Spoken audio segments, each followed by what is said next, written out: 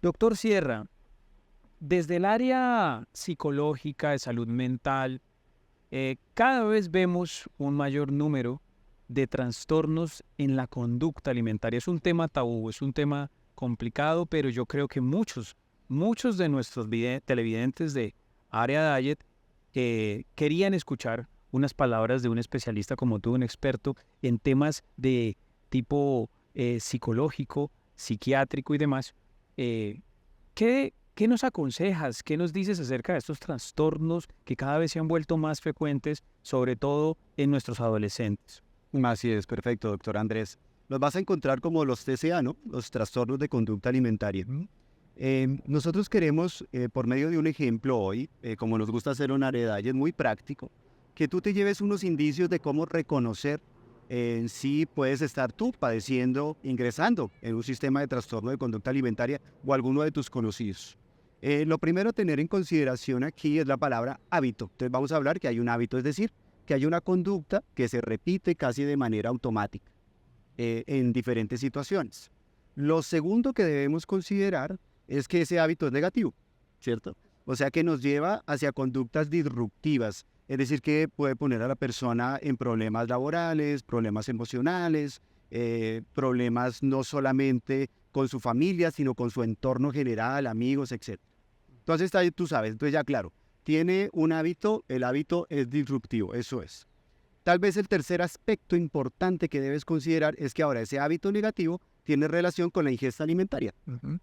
Puede ser, por ejemplo, que la persona tiene el hábito de consumir muchos alimentos o tal vez tiene el hábito de consumir muy pocos alimentos o hacer una combinación que no tiene una frecuencia adecuada. Nos encontramos, por ejemplo, con personas que pueden presentar un atracón de comida, ¿cierto? Entonces come un montón y luego viene esa sensación de frustración y entonces vienen a habilitarse lo que son las conductas compensatorias. Puede ser dentro de esas conductas compensatorias que luego de una ingesta grande de alimento, pues decide no comer durante un par de días, ¿sí?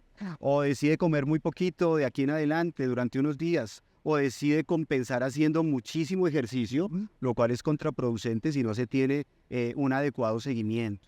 Entonces, ya con esos aspectos, tú puedes identificar si ya eres tú o de pronto una persona en tu entorno que pueda estar padeciendo o acercarse a un trastorno de conducta alimentaria.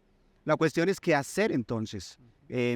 El primer llamado que nosotros queremos hacer desde Aradayed es, en esos casos, sí o sí, debes buscar ayuda profesional, ¿sí? Y es una ayuda que sea integral, una ayuda desde la parte médica, donde analicemos todo el metabolismo del paciente, ¿sí? Todo su sistema de nutrición, y una ayuda desde la parte psicológica, porque debemos entender por qué se están manifestando esas conductas, esos hábitos que hablamos al principio, qué los mantiene, ¿sí? Qué los dispara y qué los mantiene en el tiempo. Entonces eso es lo primero. Lo segundo es que también debemos nosotros tener en consideración empezar a armar una red de apoyo, ¿sí? Entonces, si por ejemplo es un familiar tuyo, bueno, podemos ir hablando con otras personas que estén alrededor de ese familiar, ¿sí? Para ir nosotros viendo qué caminos vamos a tomar y junto con los profesionales ayudar a la persona.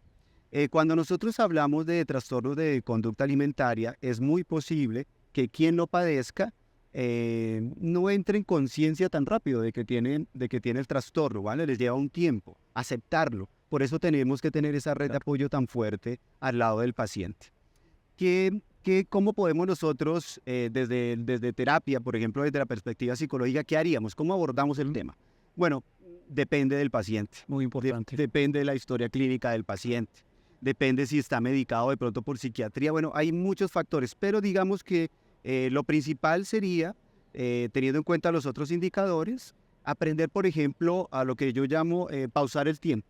Entonces, aprendemos a pausar el tiempo para que se active una segunda opción, y es una buena toma de decisiones, una decisión en conciencia. Entonces, tú pasas el tiempo con relación a la ingesta, paramos un poquito el tiempo, y ahora tomo una decisión. Por ejemplo, imagínate que tienes frente a ti un vaso con agua, un vasito con jugo y una bebida gaseosa, si es que le podemos llamar bebida. Bueno, ahí está.